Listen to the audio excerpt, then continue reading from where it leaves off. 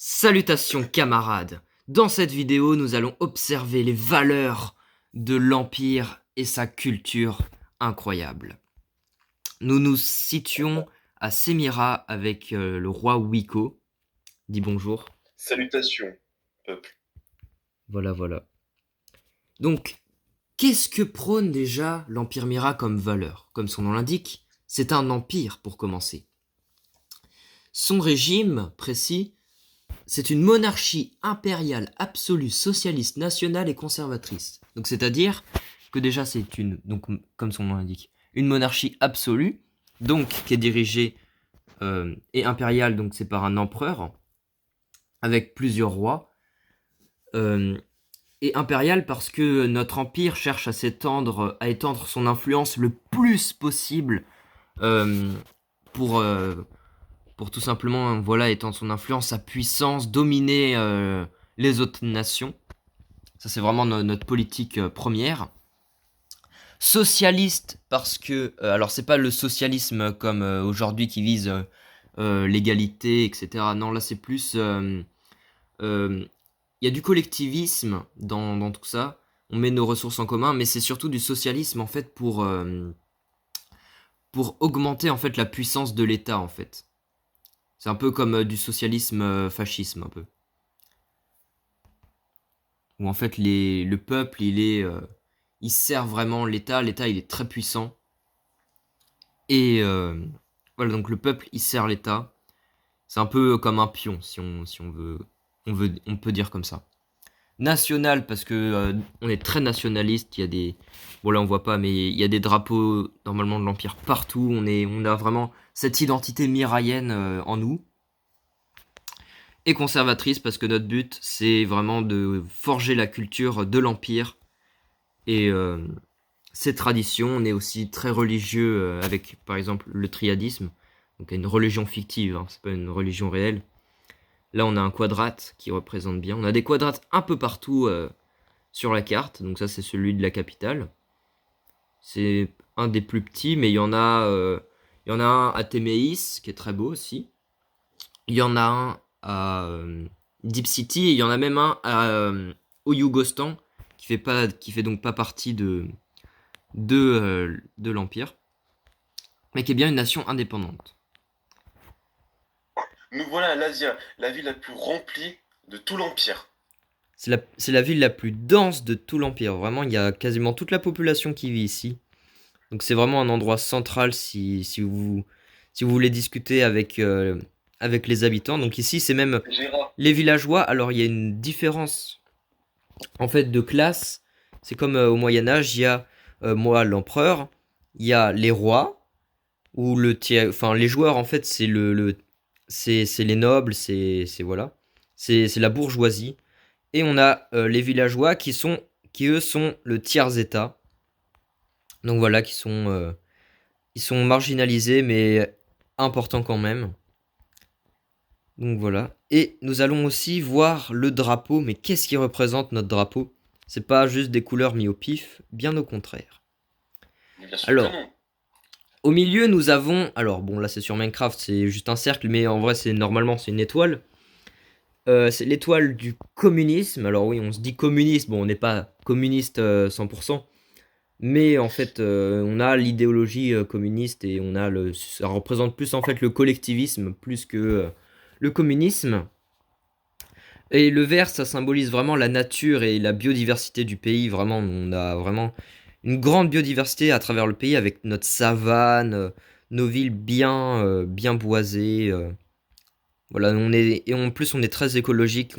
C'est interdit de casser de l'herbe, et on doit réparer aussi les trous des creepers. Mais bon, ça, vous allez me dire, c'est logique. Ensuite, on a le violet, donc couleur peu commune hein, sur des drapeaux. Le violet, il représente tout simplement la couleur du triadisme, vraiment très symbolique pour notre empire. La croix bleue, elle, symbolise la conquête, les guerres, la richesse et même Krumira. Et il y a aussi le rouge, donc qui est en fait c'est un peu en fait, enfin le drapeau de l'empire en fait c'est la superposition de, du drapeau de Mira Théocratie et de Wiko Kingdom. Donc dans le drapeau du royaume Wicco, le rouge, ça symbolise vraiment la monarchie et la dynastie des Wicks. La demi-croix, que là on voit pas vu que c'est remplacé par le violet, mais qui a une demi-croix rouge. Donc ça symbolise la souveraineté et l'amour national, donc le patriotisme.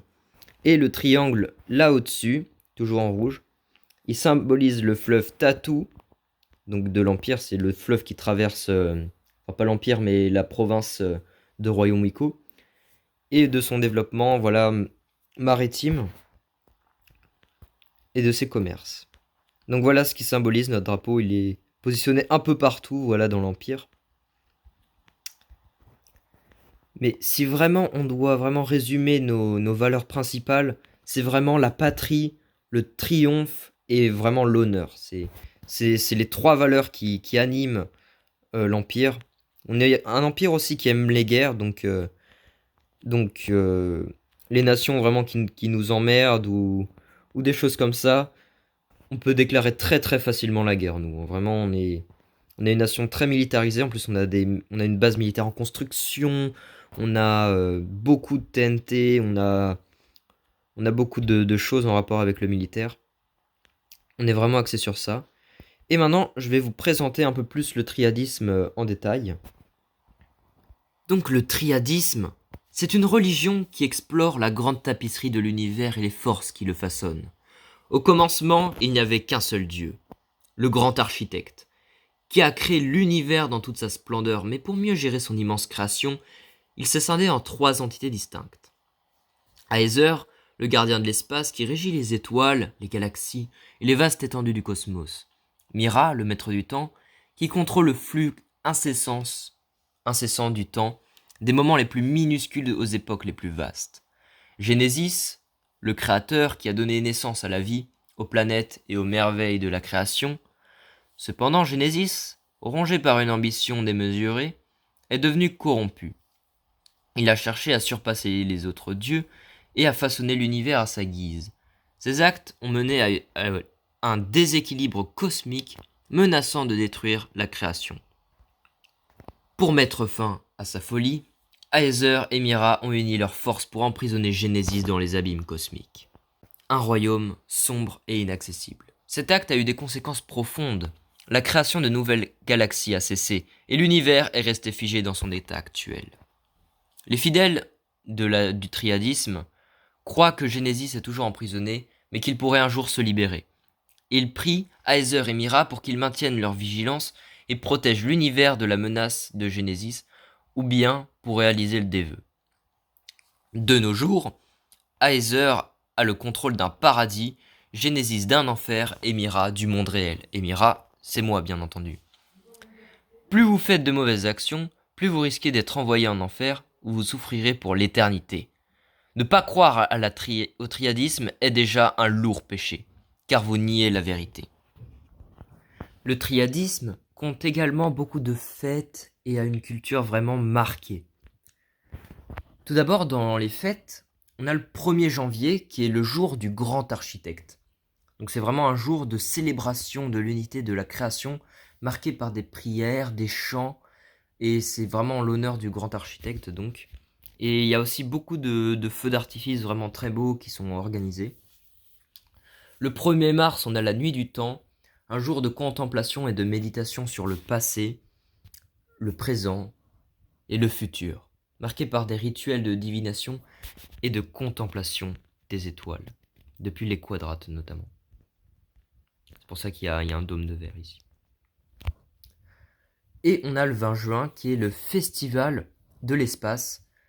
Donc c'est encore un jour de célébration, cette fois-ci de l'immensité et de la beauté de l'univers, marqué par des voyages, des observations astronomiques et des chants en l'honneur du dieu de l'espace. C'est un peu une fête un peu similaire, mais là c'est plus vraiment pour observer l'espace, donc toujours par le quadrate. Mais il y a aussi des explorations et des sortes de randonnées, on peut dire. Voilà. Et le 31 octobre, on a le jour du souvenir. C'est un jour de commémoration de Genesis et de sa chute. Et c'est vraiment marqué par des rituels de purification. Ensuite, pour la culture en général, il y a notamment l'étude des étoiles. Ou les fidèles pourraient être encouragés à observer le ciel nocturne et à comprendre les mouvements des étoiles et des planètes, en tant que manifestation du pouvoir du dieu de l'espace, qu'il y avait à l'époque. Ensuite, il y a la contemplation du temps. Les fidèles pourraient être encouragés à méditer sur le passage du temps en tant que manifestation du pouvoir du dieu du temps, encore une fois. Et l'art de la création, les fidèles pourraient être encouragés à créer des œuvres d'art inspirées par la création en tant que manifestation du pouvoir du dieu de la création, même si celui-ci est emprisonné. Oui, puisque c'était à l'époque, du coup. Les fidèles pourraient être encouragés à rechercher le bien et la justice en tant que moyen de lutter contre les forces du mal qui ont emprisonné Genesis. En effet, car Genesis a placé dans les humains une énergie noire, résultant de son vice grandissant. La mission individuelle de chaque humain est de vaincre cette énergie noire. S'il y a trop d'énergie corrompue, l'entrée à un paradis sera impossible, et vous serez plongé dans une souffrance éternelle. Plus votre âme est pure, plus votre entrée au paradis sera probable. Il est possible de ressusciter par un rituel ou un choix divin d'Aether si vous êtes entré au paradis. Si vous êtes en enfer, vous ne pourrez jamais en ressortir. Vous êtes banni comme Genesis. Lorsque Genesis créa la Terre et les humains, il a aussi inventé les citrouilles, qu'on peut cultiver, mais aussi qui absorbent du mana, qui nous permet de créer ces créatures magnifiques qui s'appellent des golems. Et pas que, aussi des copper golems, qui sont là pour nous aider et qui aiment les êtres vivants comme on l'aime. Ils sont aussi là pour protéger le peuple. Donc si vous êtes en danger, le golem sera toujours là, rien que pour vous. Et pour le peuple. Si vous voyez des golems blessés comme lui, actuellement, vous pouvez le réparer, pour le remercier de nous aider. Voilà. Et cela améliorera votre karma d'ailleurs. Oui, plus vous aidez les golems qui vous aident, plus le paradis sera ouvert à vous. De plus, Chromira, donc moi, c'est un personnage légendaire, et donc un des trois dieux. Il gère la réalité, ce qui explique pourquoi il est avec vous. Cependant, son corps n'est pas indestructible. Il lui est possible de mourir comme tout humain. Il a tout de même certains pouvoirs, comme la capacité de négocier avec Aether afin de ramener des gens à la vie, puis de se téléporter et téléporter des gens. Il peut aussi confier certains pouvoirs à d'autres individus. Chromira doit être vénéré et prié. Il possède tous les pouvoirs religieux et l'autorité suprême sur le triadisme. De plus, le triadisme compte également plusieurs lois traditionnelles. Il est interdit de frapper, embêter ou pire, tuer un golem, n'importe lequel, car comme dit précédemment, ce sont des êtres très sacrés dans le triadisme. De plus, vous devez prier dans la vraie vie avant de manger de la viande. Le sacrifice des animaux doit se faire en bienveillance, d'où la prière. Vous pouvez regarder le ciel et dire « Merci Dieu pour ce repas », avant de manger de la viande du coup. Ou alors vous pouvez directement dire « Varen » et vous pouvez manger votre beefsteak. Voilà. Et c'est vraiment la prière universelle d'ailleurs. En fait, Varen, c'est un équivalent de Amen, si vous voulez. Et lors de votre première connexion chaque mois, il vous faut rendre à un bâtiment religieux triadiste, donc un quadrate, et prier le grand architecte, Mira ou Aether. Lors de votre toute première connexion au serveur, il faut vous baptiser dans un quadrate en demandant à un homme religieux ou à Mira lui-même. Enfin, si vous avez choisi une nation triadiste. Et également l'apostasie, donc le fait de changer de religion, de passer de triadiste à une autre religion ou de devenir athée. Si vous avez choisi le triadisme et que vous reniez à présent cette religion, ça s'appelle l'apostasie, c'est condamnable à mort. Vraiment. Donc voilà, je pense qu'on a tout dit du triadisme et de la culture miraïenne. Sur ce, merci d'avoir regardé cette vidéo. A plus.